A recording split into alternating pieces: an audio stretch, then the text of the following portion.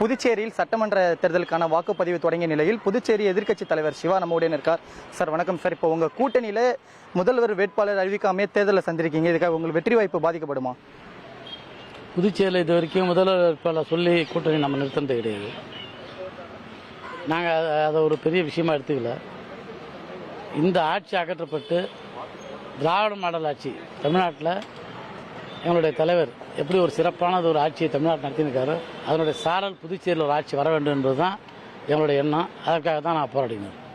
தமிழ்நாட்டில் இந்தியா கூட்டணி ஒற்றுமையோடு செயல்படுது. இப்போ புதுச்சேரியில் அது மாதிரி இல்லை, எல்லாம் தனித்தனியாக நிற்கிறாங்க. அதோட உங்களுக்கான வெற்றி வாய்ப்பு பாதிக்கப்படுறதுக்கான வாய்ப்பு இருக்கா? புதுச்சேரியில் திராவிட முன்னேற்ற கழகம் வலிமையாக இருக்கிறது. எங்களோடு எங்களுடைய கூட்டணி தமிழ்நாட்டில் இருக்கக்கூடிய கூட்டணி அத்தனை கூட்டணி எங்களுக்கு வேலை செஞ்சுன்னு இருக்காங்க. காங்கிரஸ் மட்டும் சில இடங்களில் அவங்க போட்டியிட்டாலும் கூட அது எங்களுக்கு பெரிய பாதிப்பு ஏற்படுத்தாது.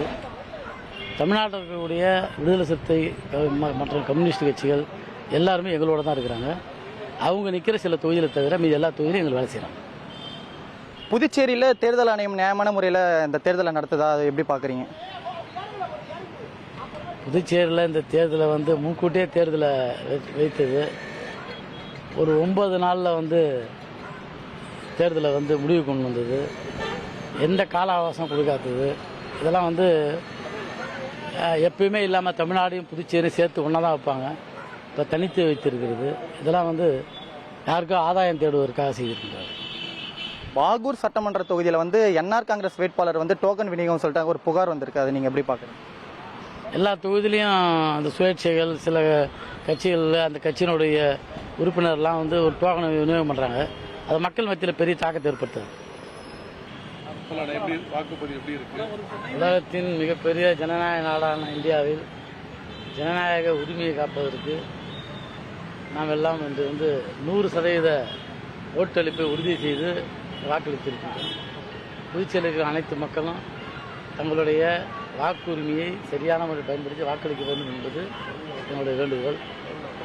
புதுச்சேரியில் ஒரு பெரிய மாற்றத்தை நோக்கி ஒரு நல்ல ஆட்சி வர வேண்டும் என்ற நிலையில், குறிப்பாக மத்தியில் இருக்கிற இந்த பிஜேபியினுடைய ஒரு அடிமை ஆட்சியாக புதுச்சேரியில் ஒரு ஆட்சி இருக்கக்கூடாது என்றெல்லாம் மக்கள் நினைக்கிறார்கள்.